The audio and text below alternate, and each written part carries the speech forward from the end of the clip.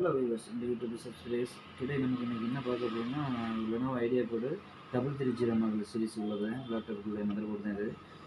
Mother போர்டோட part number என்னன்னா NM-B453 model சரிங்களா. Revision number வந்து 1.0 சரிங்களா.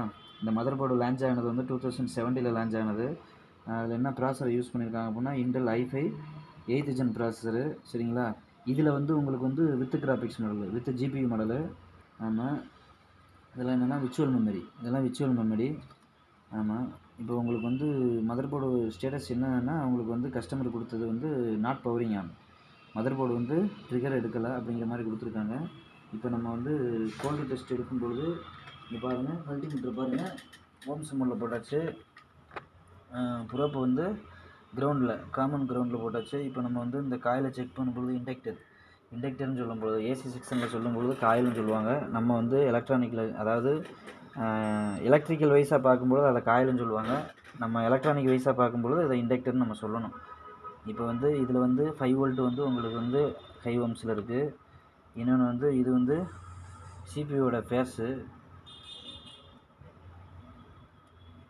சிபியோட ஃபேஸ் வந்து okay, number 2 okay, number 3 okay, VGC IO okay,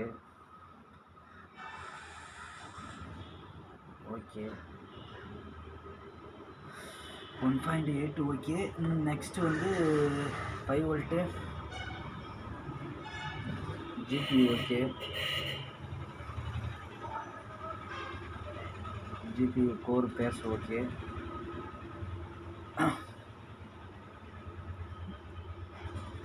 5 volt okay. So இப்போ நம்ம வந்து ஷார்ட் சர்க்யூட் வந்து இதுலேயுமே ஷார்ட் சர்க்யூட் இல்லை, அவங்கள வீன் லைன்லேயே ஷார்ட் இருக்கணும். Short circuit means major problem கிடையாது, இதில் சின்ன ப்ராப்ளம் தான் இருக்குது.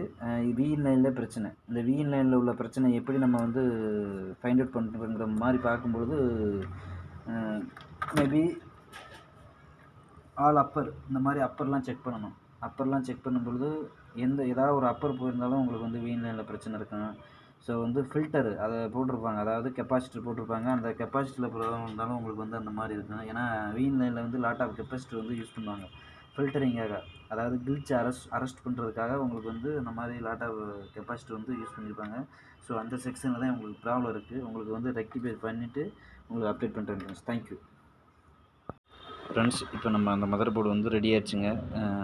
பார்த்தீங்கன்னா தெரியும், இப்போ உங்களுக்கு வந்து அடாப்டர் கனெக்ட் பண்ணியிருக்கேன். ப்ளஸ் வந்து உங்களுக்கு வந்து இந்த யூஎஸ்பியும் கனெக்ட் பண்ணியாச்சு. இப்போ நீங்கள் பார்த்தீங்கன்னா தெரியும், நம்ம டிசி பவர் சப்ளையில் வந்து ஆன் பண்ணுறோம். டிசி பவர் சப்ளை ஆன் பண்ணோம்னா கரெக்டான கன்சம்ஷன் ஸ்டாண்ட் பைக்கான பவர் வந்து எடுத்துருச்சு.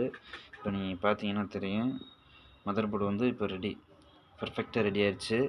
இப்போ வந்து ஆன் பண்ணலாம் வாங்க. இது வந்து இப்போ எப்படின்னா உங்களுக்கு கீபோர்டில் வருது. ஸோ இதோட ஆன் ஆஃப் பவர் பட்டன் வந்து கீபோர்டில் இருக்குது. ஸோ நம்ம கீபோர்டு கனெக்ட் பண்ணலை. ஸோ அதனால் நமக்கு வந்து நோவா பட்டன், லெனோவோவில் வந்து நோவா பட்டன் ஒன்று வரும். அது வந்து எப்படின்னா பூட்டிங்க்கான பயாஸு மெனு போகிறதுக்கு உங்களுக்கு வந்து நோவா பட்டன் கொடுத்துருப்பாங்க. லெனோவோவில் மட்டும்தான் வரும் உங்களுக்கு.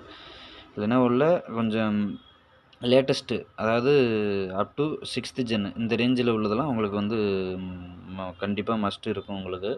இப்போ நம்ம வந்து ஆன் பண்ணலாம்.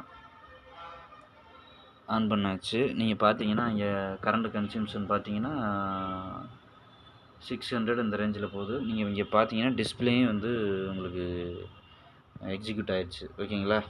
ஓகே ஃப்ரெண்ட்ஸ், சப்ஸ்கிரைப் பண்ணுங்கள், ஷேர் பண்ணுங்கள். ஸோ இதெல்லாம் வந்து உங்களுக்கு வந்து இந்த ஸ்கிமேட்டிக் இல்லைன்னா உங்களுக்கு ஒரு சில மதர் போர்டில் வந்து தேவையில்லாத செக்ஷனில் வந்து கை வைக்கிற மாதிரி இருக்கும். ஸ்கிமேட்டிக் இருந்துச்சுன்னா நம்ம வந்து கரெக்டாக எந்த இடத்துல ப்ராப்ளம் இருக்குது அப்படின்னு டயக்னைசிங் பண்ணலாம் ஈஸியாக. ஸோ வந்து ப்ராப்பராக லேர்ன் பண்ணி ப்ராப்பராக டயக்னைசிங் பண்ணி சொல்யூஷனை வந்து இது பண்ணிடலாம். ஸோ இதில் என்ன ப்ராப்ளம் இருந்தது அப்படின்னா உங்களுக்கு வந்து இந்த ஐஓ இருக்குது பார்த்தீங்களா, இந்த ஐஓ வந்து உங்களுக்கு வந்து ப்ராப்ளம் இருந்தது. ஐஓ வந்து ப்ரோக்ராம் பண்ணியிருக்கு. ஸோ ஐஓ வந்து எப்படின்னா ப்ரோக்ராம் மட்டும்தான் பண்ணியிருக்கு, ப்ராப்ளம் வந்து ப்ரோக்ராம் பண்ணியிருக்கு. நெக்ஸ்ட்டு வந்து உங்களுக்கு வந்து இந்த ஐசி வந்து கோர் ஐசி வந்து மாற்றிருக்கு. இப்போ வந்து ப்ராப்ளம் வந்து ரெடி ஆயிடுச்சு. சப்ஸ்கிரைப் பண்ணுங்கள், ஷேர் பண்ணுங்கள் ஃப்ரெண்ட்ஸ். ஓகே.